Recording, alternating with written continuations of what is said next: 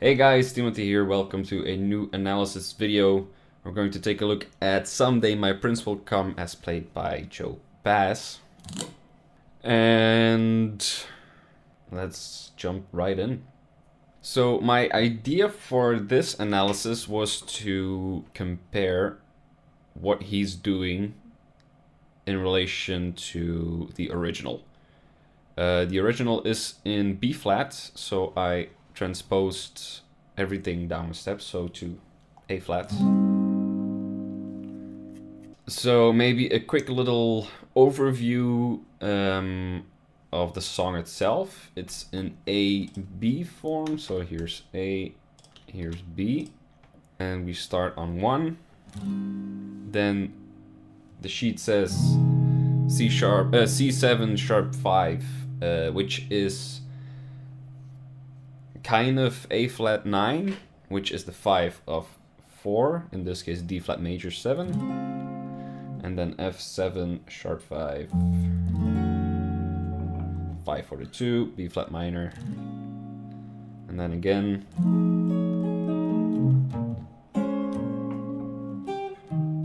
2 5, and then instead of going to A flat, so I'm here, B flat minor 7, E flat 7, 2 5, instead of going to A flat, we're going to C minor, which is the upper structure of A flat.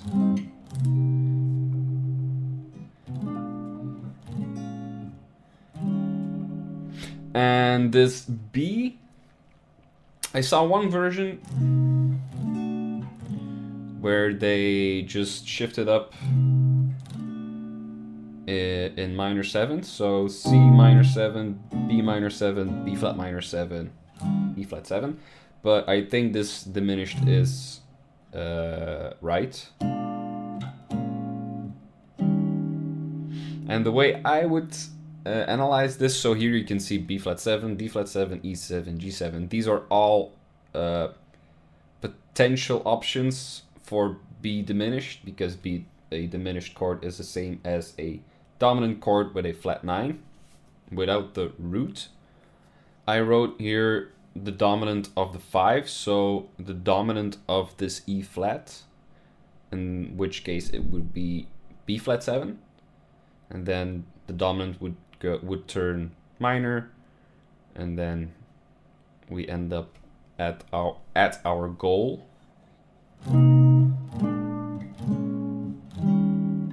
But in this case we have a chromatic downward bass line.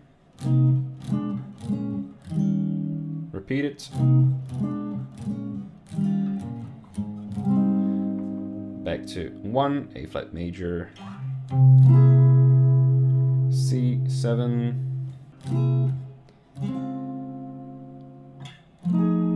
it's all the same.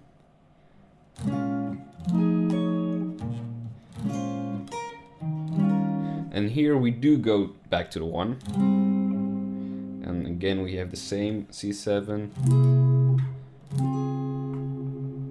same thing as in the beginning, and then we go to D, and this D diminished, again it's related to B diminished, it's all in minor thirds.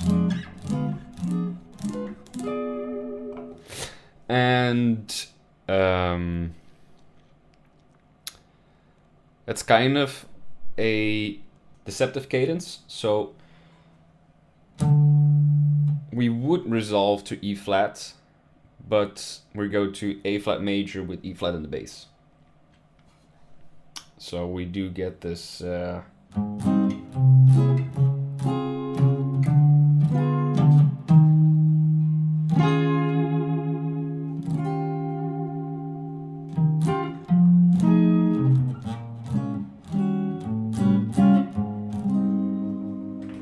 so I was just playing these changes, and that's the song. And Joe pretty much sticks to that, although he does insert quite a few, not really substitutions, but like secondary dominants, which is something he uses a lot. And it's also a very effective tool to use. So we do start in A flat major. And then I wrote down A flat 7 flat 13, which is the same as C related to that C.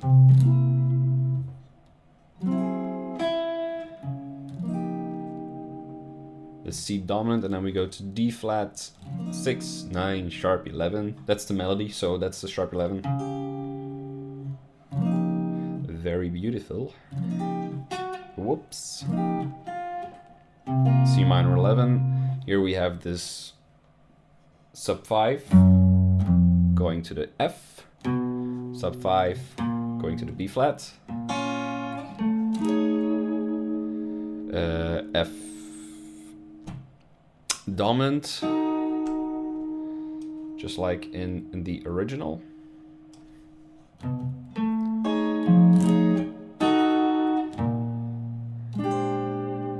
B flat 13. And this is where things get a little bit more colorful. Instead of going to the B flat, he goes to E.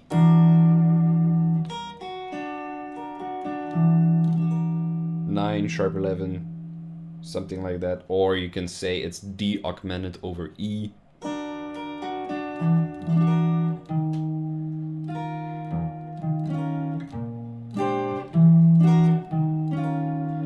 But it's really just also like it's kind of just a chromatic approach from above. Almost like a sub 5, or maybe really like a sub 5. And then we have B flat minor with E flat in the bass. And then we go to E flat dominant.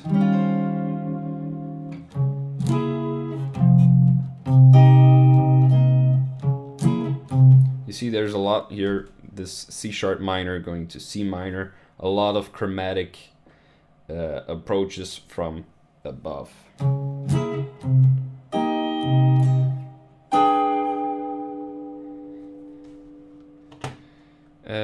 So we're here now.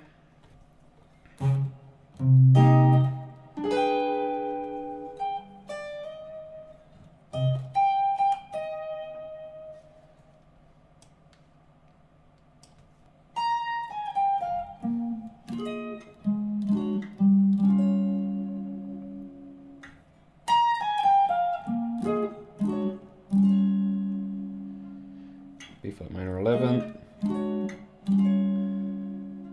B flat 7, E flat dominant, and then we have a little sort of cadenza, which is very typical of Joe's style, to insert these lines within the arrangement of the song. Just E flat dominant, going from the 5th, 3rd to the root, just scale wise, and then chromatic passing tone down to the flat 7. Very common bebop thing. Chromatic, this root, major 7, flat 7, going up to the 9, and then to the 13.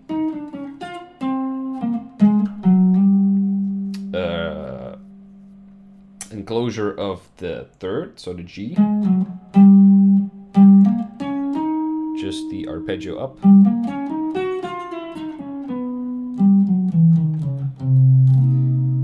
And then he alters a couple of things.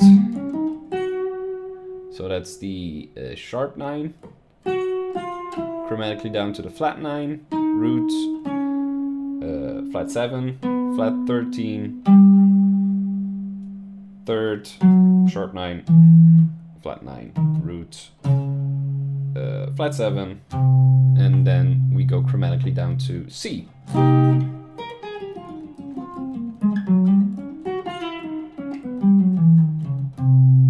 This works because this C can also be the third of A flat. So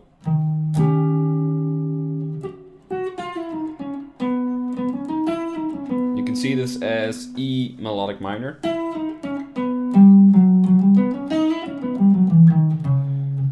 And that would resolve to A flat major 7, but C minor 7 is the upper structure of A flat major, so that's why that works. B flat 13 over B, which is a diminished thing. Oop. Just plain vanilla B flat minor.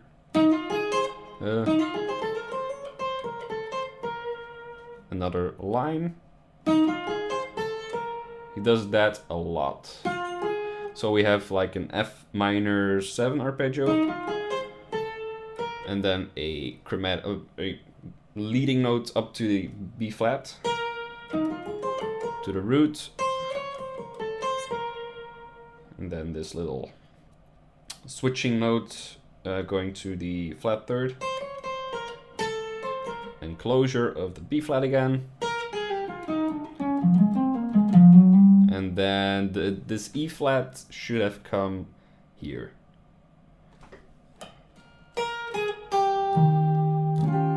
There's the E flat. Just again, root, major 7, flat 7, going to a displaced arpeggio, a displaced, octave displaced F. So you could see this as, but instead of going there, he goes, which is also a very common thing in bebop lines. And closure of the G.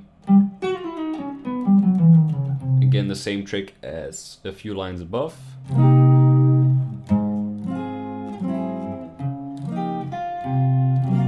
Back at the beginning, and now instead of playing a regular C minor 11, he makes it a flat 5, which is a very nice change of colors.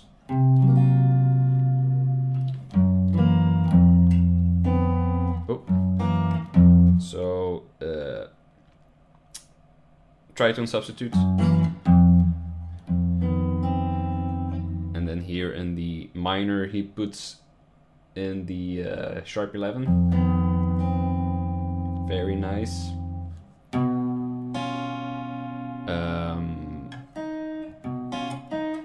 Again, sub 5, B going to B flat minor.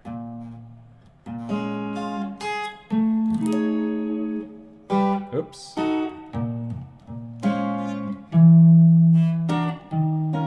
Same as the beginning.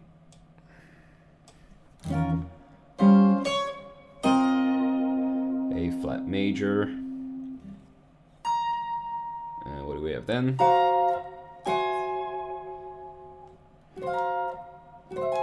This is the same as that C7 would be. A flat dominant. Going to the D flat major 13. Whoops. Yeah.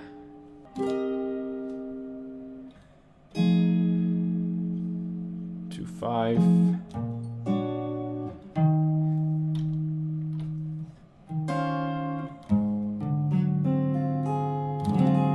This is a very interesting chord. Bar 46, the A flat 13 sharp 11. And then here he modulates to A major.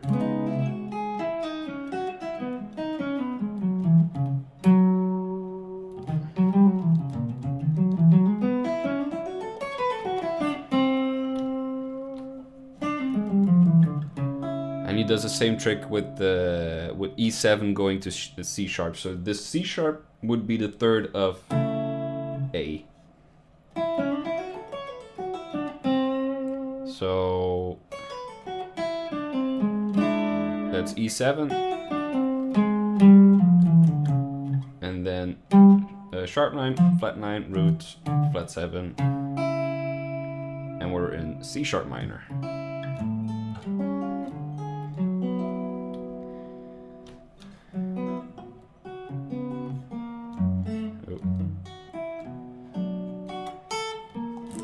And he's doing the same thing, just half a step up.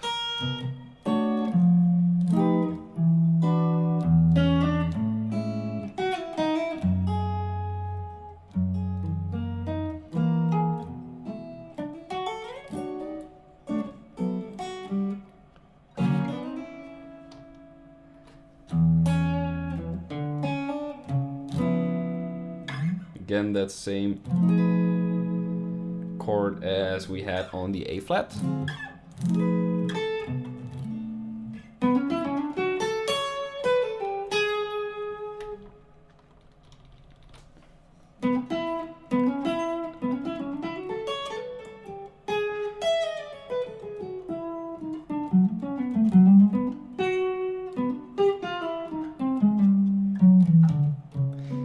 He always uses the same concepts and same lines.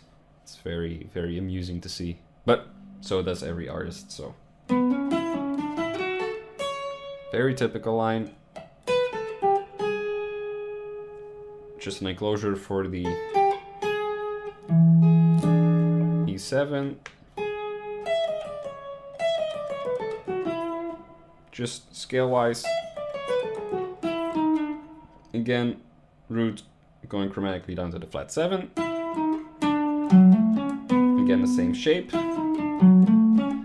Arpeggio from the flat 7 going to the 5th.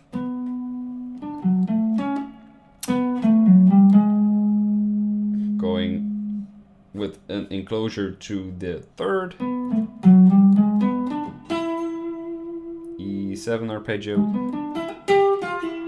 It's almost an exact copy of the line in E flat. Here he does something else. But he finishes in the same manner. With this flat 7 going to the C sharp. But in this case he does go to the first inversion of A. Here, what's happening here? I don't know, maybe it was... This E flat is a little strange on the E, if left unresolved.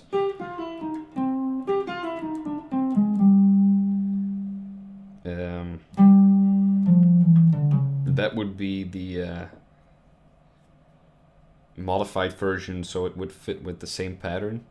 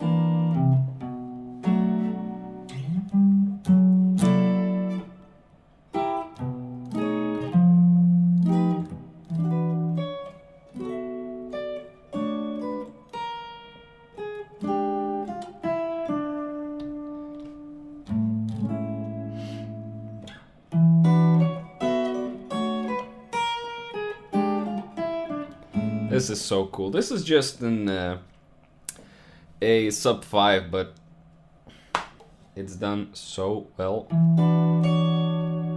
So this is like B flat minor.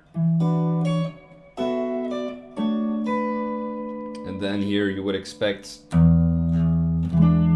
E7, but he goes to B flat.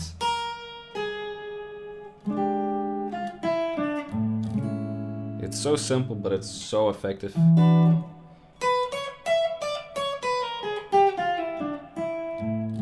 And it's a beautiful line.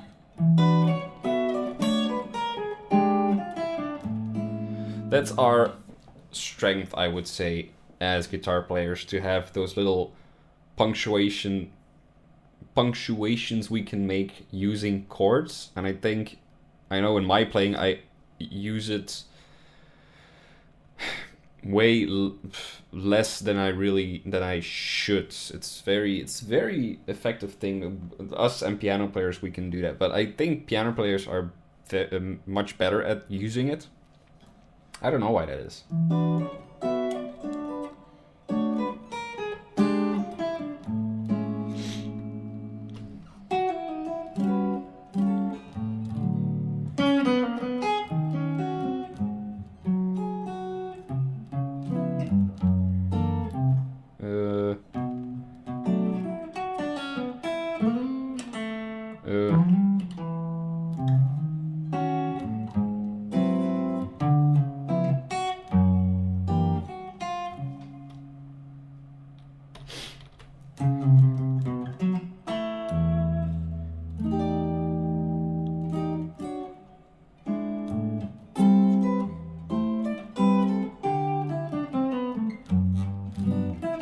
And now he modulated to G. So we're going A flat, A, G. And that is... If you see these things...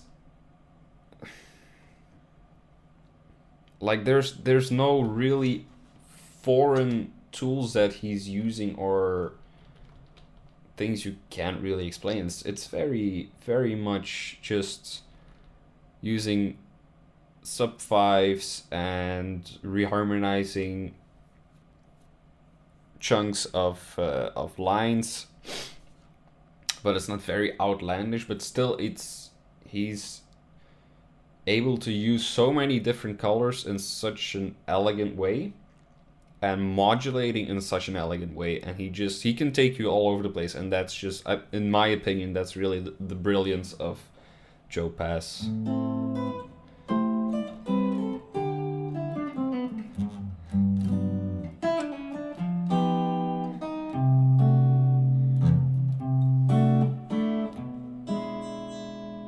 See that those are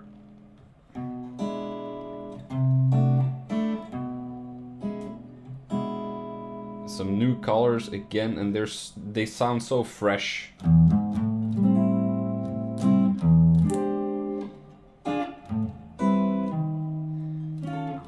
This is the same.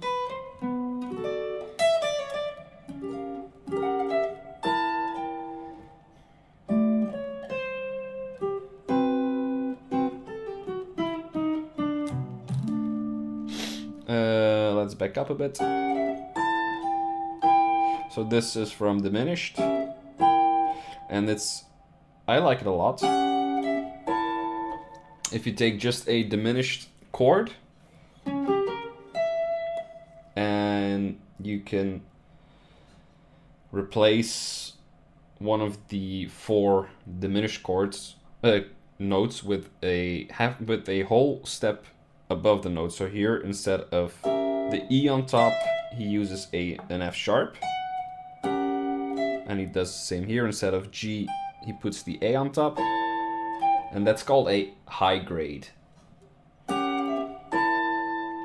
When you're using actually like an extension on a diminished chord. Like in minor, you would have A minor or A minor 9. You can do the same with diminished chords. And I think it sounds really cool. You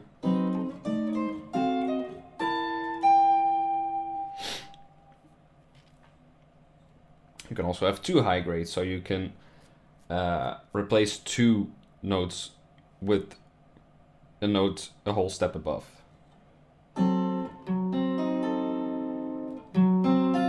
And then you get these things.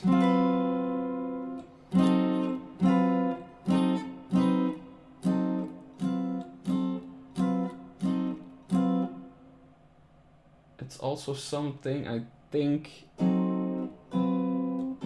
Holst uses in some movement of the planets. can't remember which one, but I do recognize the sound as being part of that. Maybe Neptune. Whatever. But that's from Diminished. We were on A7, so yeah. Diminished. Again. Move the root up half a step, so you have the flat 9 and you have a diminished. And then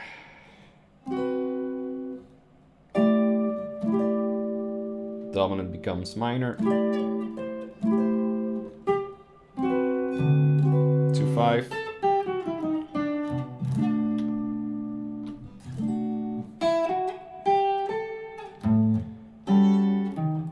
Sub 5.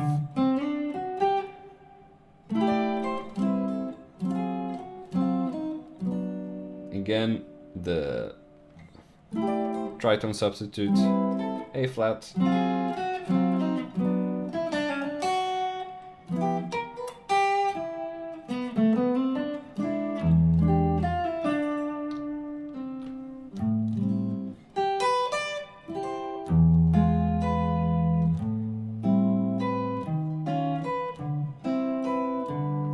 So you see those things a lot to these chromatic shapes. He shifts underneath that, well, sort of pedal tone, so that it resolves by half a step down.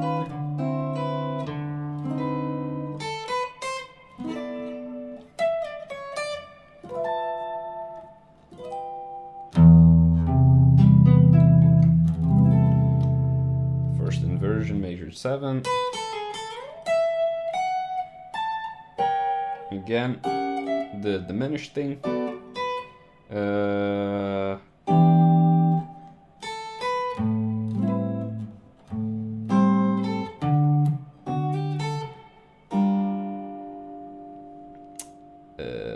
Sequence. And that's also a very typical Joe Pass thing. It's come up before this.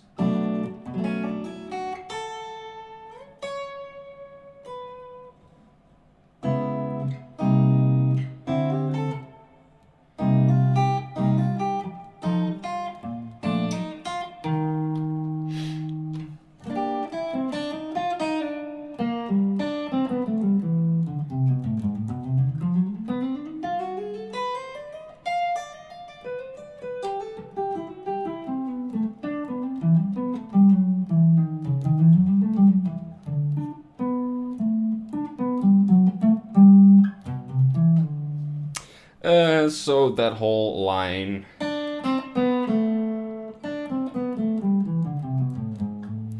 it's a little ambiguous. I wrote D7, but maybe on second thought it would have been better to be A minor 7. And then we have a diminished line.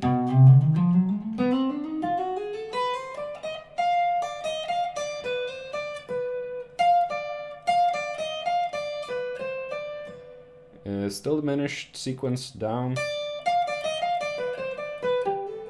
And we're out of diminished.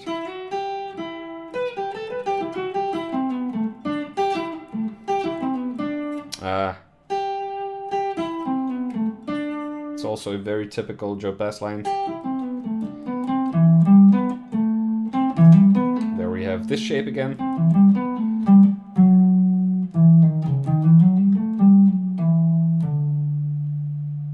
And then could see it as A7.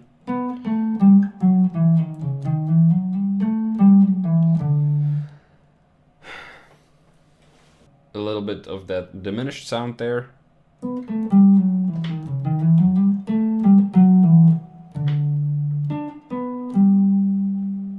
And then we're in G.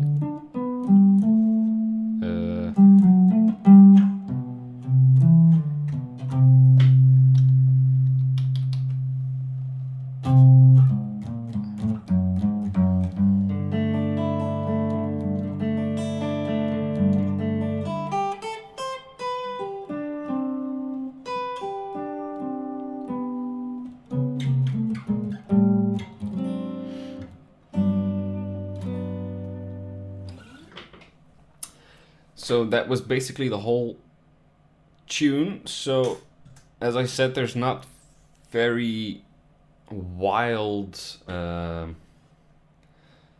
differences to the original, but there are a lot of interesting differences and a lot of colorful differences, and a lot I think hinges on this chromatic concept, like approaching things chromatically from above, reharmonizing things chromatically, like chromatic bass lines, mostly chromatic bass lines. This whole Joe Pass style or whatever, I think you can grasp it best by just playing a bunch of these arrangements. A lot of these things come back again and again, like the lines he's using and the voicings and how he resolves these things.